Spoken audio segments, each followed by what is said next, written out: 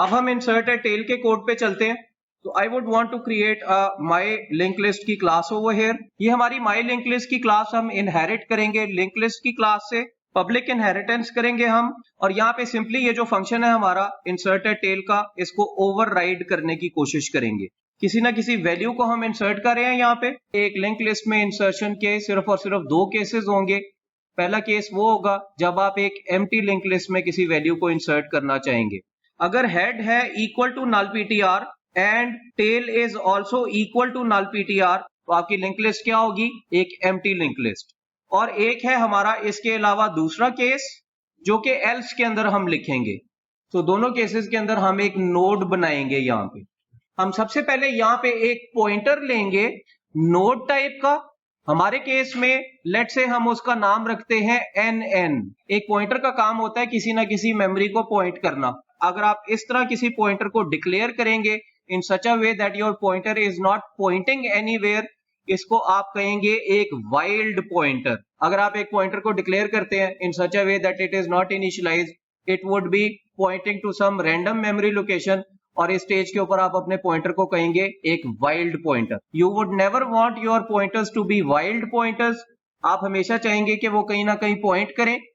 या तो आप इनको बनाएंगे स्टार्ट में नल पॉइंटर्स, लेकिन अगर आपने लेट से इनको कोई मेमोरीज एलोकेट करानी है, सपोज करें डायनेमिकली मेमोरीज एलोकेट करानी है, तो आप इसी स्टेज के ऊपर इसको डायनेमिकली मेमोरी एलोकेट करवाएंगे। सो हम बजाय इसके कि एक वाइल्ड पॉइंटर डिक्लेयर करें, हम यहाँ पे इसी nn को डायनेमिकली मेमोरी देना चाहेंगे। Let's come back to our code. हम सबसे पहले यहाँ पे एक पॉइंटर बनाते हैं nn। हमारा ये nn इस स्टेज के ऊपर है wild pointer. We don't want this pointer to be a wild pointer. हम ये चाह रहे हैं कि डायनेमिकली ये एक नए नोड को क्रिएट करे। तो दिस वुड मीन कि आपका एक नया नोड डायनेमिकली क्रिएट होगा, उसकी मेमोरी डायनेमिकली क्रिएट होगी, और लेफ्ट साइड के ऊपर जो भी आपने पॉइंटर लिखा हुआ है वो उस नई मेमोरी को पॉइंट करना शुरू कर देगा। रिमेंबर थ्रू आवर डिस्कशन, हमारा जो यहाँ पे बेसिक लिंक लिस्ट का स्ट्रक्चर है विच इज अ नोड, उसका बेसिक स्ट्रक्चर है कुछ इस तरह का। तो जब भी आप एक नए नोड को मेमोरी देंगे, आपको इस तरह की मेमोरी मिलेगी which would have to portions.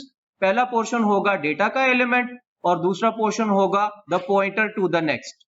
तो जब मैंने यहाँ पे आके ऐसी कोई स्टेटमेंट लिख दी है which is pointer static nn is equal to new node, तो याद रखें इक्वालिटी की हमेशा पहले राइट साइड एग्जीक्यूट होती है। आपका कंपाइलर सबसे पहले क्या करेगा? एक नए नोड को मेमोरी क्रिएट करके देगा, और उसके अगेंस्ट आपको यहाँ पे जो काम होता हुआ नजर आएगा that would be similar to this one. आपको एक नई मेमोरी मिलेगी यहाँ पे। उस नई मेमोरी में भी दो हिस्से होंगे। पहला हिस्सा होगा डेटा। डेटा किस टाइप का है? इंटीजर टाइप का। इंटीजर टाइप के अंदर फिलहाल जो वैल्यू पड़ी होगी वो होगी जंक, इसलिए मैं यहाँ पे गार्बेज को रिप्रेजेंट करने के लिए, जंक को रिप्रेजेंट करने के लिए जे लिख रहा हूं। इसका दूसरा एलिमेंट कौन सा है? This one. What is this element? This is a pointer. This is a pointer to the next. अगर मैं इसको भी इनिशियलाइज नहीं करता तो ये किस किस्म का पॉइंटर होगा? Wild pointer. सो इस स्टेज के ऊपर जब आप यहाँ पे राइट साइड के ऊपर इक्वल्स टू न्यू नोड लिखते हैं, तो आपके पास डेटा एलिमेंट के अंदर जो वैल्यू पड़ी होगी वो होगी जंक, और जो नेक्स्ट वाला पॉइंटर है वो आपको एक पॉइंटर मिलेगा जो कि किसी नोड को पॉइंट कर सकता है, लेकिन क्योंकि आपने उसको इनिशियलाइज नहीं किया तो वो क्या होगा? एक wild pointer. Let me write it down over here as well कि ये होगा आपके पास एक वाइल्ड पॉइंटर। हम अभी राइट साइड के ऊपर काम कर रहे थे, लेफ्ट साइड के ऊपर जो भी पॉइंटर है वो इस मेमोरी को पॉइंट करना शुरू कर दे। तो अब होगा ये कि वो हिस्सा जो हमने यहाँ पे हाइड किया हुआ था वो इन पिक्चर आ जाएगा, और अब आपका पॉइंटर nn जो है that would start pointing to this newly created memory जो कि अभी आपके सामने मैंने बनाई है। ऑफ कोर्स यहाँ पे मुझे बार बार डेटा टाइप लिखने की जरूरत नहीं है, that's why I can simply cut this portion. अब मसला ये है कि आपने एक डायनेमिकली नया नोड तो क्रिएट कर ली है, क्योंकि हम यहाँ पे एक सिंगल वैल्यू ऐड करना चाह रहे थे, लेकिन अभी इसमें मसला ये है कि वैल्यू 15 नहीं रखी हुई आपने, और इसके नेक्स्ट को आपने नल पीटीआर नहीं किया हुआ। ये 15 वैल्यू कहां से आएगी? Well this would be passed as parameter to your function, और वो पैरामीटर कहां पे पास हो रहा है? ओवर हेयर, ये वैल्यू के तौर पे।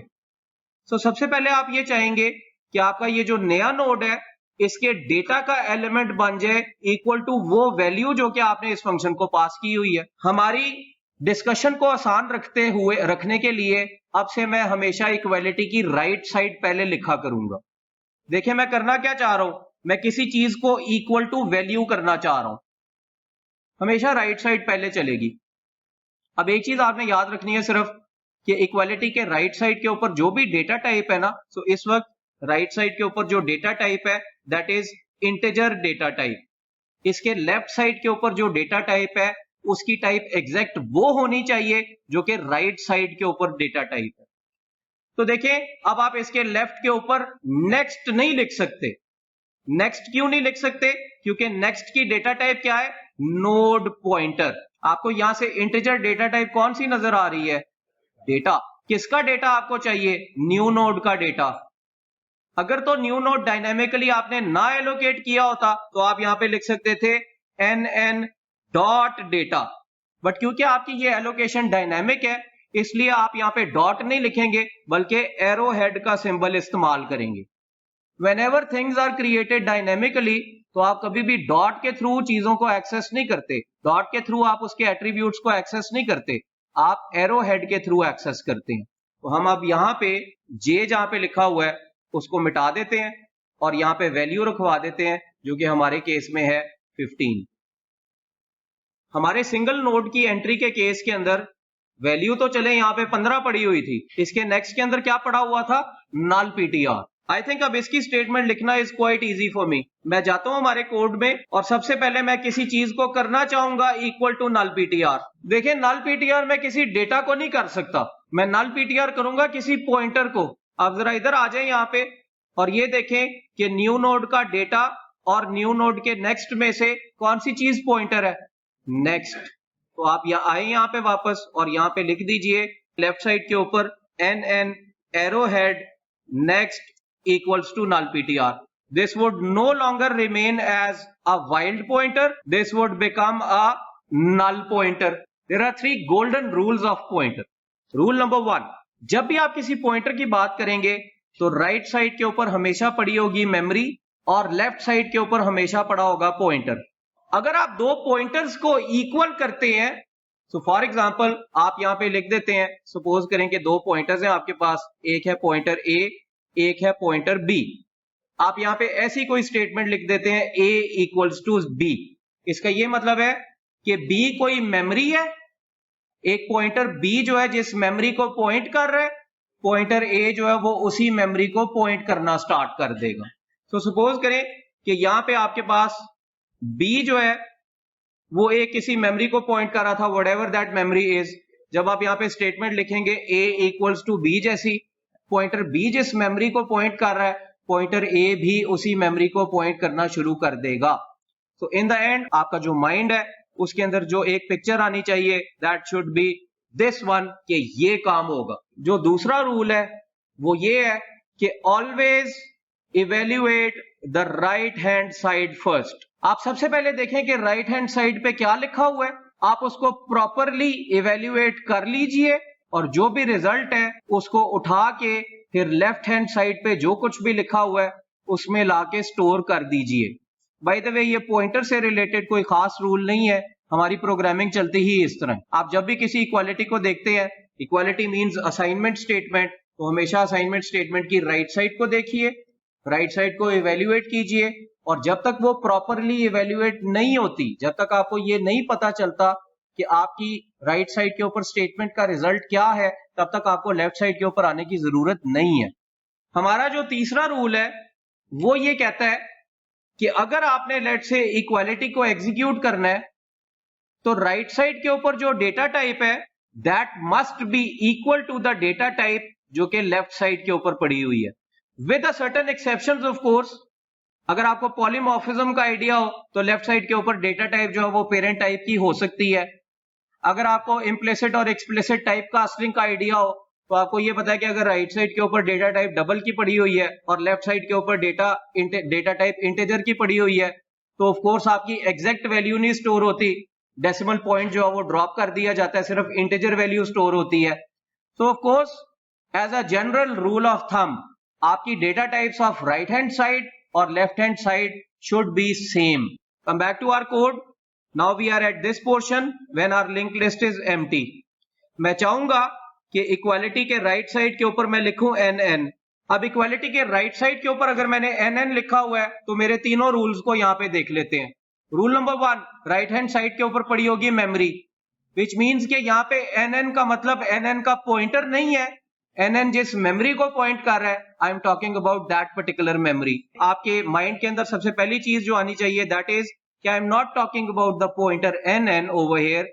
I am looking at this memory, ये जो मुझे नजर आ रही है जहां पे आपका NN पॉइंट कर रहा है. राइट हैंड साइड पहले इवेल्युएट होगी. मैंने इस वक्त लिखी ही राइट हैंड साइड हुई है और इवेल्युएट पहले होने का मतलब यह है कि मुझे पता चल गया है कि मैंने कहां पे जाके वैल्यू को पॉइंट कराना. रूल नंबर 3, लेफ्ट साइड के ऊपर डेटा टाइप एग्जैक्ट वो होनी चाहिए जो कि राइट साइड के ऊपर डेटा टाइप पड़ी हुई है. राइट साइड के ऊपर जो आपके पास डेटा टाइप पड़ी हुई है उसको देखने के लिए लेट्स सी के न्यू नोड की डेटा टाइप क्या है. न्यू नोड की डेटा टाइप है नोड पॉइंटर. अब आप लेफ्ट साइड के ऊपर डेटा नहीं लिख सकते, आप लेफ्ट साइड के ऊपर वैल्यू नहीं लिख सकते. उन दोनों की डेटा टाइप इंटीजर है. आप लेफ्ट साइड के ऊपर कुछ ऐसा काम लिखेंगे कि एक पॉइंटर होगा और उस पॉइंटर की टाइप भी होगी नोड स्टैटिक. हम चाहते हैं यहाँ पे कि हेड इसको पॉइंट करना शुरू कर दे, तो यहाँ पे हेड इक्वल्स टू NN लिखने से होगा ये कि आपका हेड वाला पॉइंटर उस मेमोरी को जाके पॉइंट करना शुरू कर देगा जो कि राइट हैंड साइड पे आपने लिखी हुई है. तो आते हैं यहाँ पे वापस और हेड का जो पॉइंटर है उसको बजाय इसके कि हम null PTR रखें, उसको हम पॉइंट कराना शुरू कर देते हैं न्यू नोड की मेमोरी को. हम सिर्फ ये नहीं चाह रहे कि हमारा हेड इस न्यू नोड की मेमोरी को पॉइंट करे, हम ये चाह रहे हैं कि टेल भी इस न्यू नोड की मेमोरी को पॉइंट करे. So I think now it becomes very easy for us to determine कि ये कैसे हम करेंगे. We would simply come back to our code. हम अगेन अपने रूल्स को फॉलो करते हुए सबसे पहले राइट हैंड साइड लिखा करेंगे. यहाँ पे मैंने NN की मेमोरी को पॉइंट कराना है, किसी एक पॉइंटर को पॉइंट कराना है. लेफ्ट साइड के ऊपर आके मैं उस पॉइंटर का नाम लिख देता हूं, दैट इज टेल. ये एक स्टेटमेंट लिखने से होगा ये कि अब आपका ये जो टेल है that would no longer remain as a null pointer, it would start pointing to that memory जहां पे NN पॉइंट कर रहा है. कि अगर एक स्कोप के अंदर कोई वेरिएबल डिक्लेयर होता है तो जैसे ही वो स्कोप खत्म होगा वेरिएबल डिस्ट्रॉय हो जाएगा. सो इस स्कोप के अंदर आपने एक वेरिएबल क्रिएट किया है विच इज NN. जैसे ही आप इस प्रोग्राम को यहां से खत्म करेंगे, इफ आपने चलाई है एल्स आपने नहीं चलाई, तो आप ये देखेंगे कि आपका ये वेरिएबल NN डिस्ट्रॉय हो जाएगा. वेरिएबल NN डिस्ट्रॉय करने का ये कतन मतलब नहीं है कि आपने उसके अगेंस्ट जो मेमोरी डायनेमिकली एलोकेट कराई थी वो भी डिलीट हो जाएगी. वो क्यों नहीं डिलीट होगी? It was dynamically created. उसको डिलीट करने का वही तरीका क्या था? Delete NN. Did you write any statement similar to delete NN over here? No, you did not. NN के आउट ऑफ स्कोप जाने से पहले आपने हेड और टेल को उस एक पॉइंटर को पॉइंट करवा दिया, जिसकी वजह से आप ये नहीं कहेंगे कि ये मेमोरी लीक हुई है. मेमोरी लीकेज का मतलब यह है कि एक ऐसी मेमोरी जो कि डायनेमिकली क्रिएट हुई थी and now it is not accessible. That's not the case. This memory is still accessible. How is it accessible? Well, it is accessible either through head का पॉइंटर और थ्रू टेल का pointer. सो अगर आप ऐसा कुछ code लिख लेते हैं जैसा कि आपने यहां पे लिखा है, which means to create a new node in such a way that you have dynamically created it, और अगर आपका लिंक लिस्ट एम्प्टी है तो हेड और टेल दोनों को नए नोड को पॉइंट करा दें, तो जब आपका फंक्शन खत्म होगा नया नोड का पॉइंटर जो है वो डिस्ट्रॉय हो जाएगा, लेकिन उसकी मेमोरी जो है वो अभी भी हेड और टेल के थ्रू आपके पास रहेगी. So you would have added your single node according to that concept जो कि आपको सिंगल के केस में नजर आ रहा है. Of course ये सारा काम जो है वो करने के लिए हमें कोई मेन लिखना पड़ेगा, और मेन लिखने के लिए हमें यहाँ पे एक नई फाइल बनानी पड़ेगी. Let's do that now. हम आते हैं यहाँ पे एक नई फाइल बनाते हैं. Let's call that file as source.cpp. My linked list का कोई ऑब्जेक्ट बनाते हैं यहाँ पे. जब आपने यहाँ पे my linked list का कोई ऑब्जेक्ट बनाया है तो सबसे पहले चलेगा my linked list का कंस्ट्रक्टर. आप देखेंगे कि आपने माई लिंक लिस्ट का कोई कंस्ट्रक्टर नहीं बनाया, विच मीन्स कि इसका डिफॉल्ट कंस्ट्रक्टर चलेगा. माई लिंक लिस्ट जिस एक पेरेंट से इनहेरिट हुआ है उसका कंस्ट्रक्टर भी चलेगा. सो इसके कंस्ट्रक्टर के अंदर जाके आपने लिखा हुआ है head equals to null PTR, and tail equals to null ptr. So just by writing this one statement जो कि आपके सामने अभी लिखी हुई है, आपको एक empty linked list मिल जाएगी, which means कि आपके पास head भी होगा equal to null ptr and tail भी होगा equal to null ptr. हम एक वैल्यू को अब ऐड करते हैं, इंसर्ट है टेल के थ्रू, और हम 15 यहाँ पे पास करवा देते हैं. तो according to whatever I have done with you, एक नया नोड पहले क्रिएट होगा, उस नए नोड के अंदर पहले जंक पड़ा होगा, उसके नेक्स्ट के अंदर वाइल्ड पॉइंटर होगा, आप उनकी वैल्यूज को पहले इनिशियलाइज कराएंगे और हेड और टेल को पॉइंट कराएंगे, क्योंकि at this stage when you just created your object, your head and tail were null ptr. तो ये एक स्टेटमेंट लिखने से this is what would happen at your back end in your memory.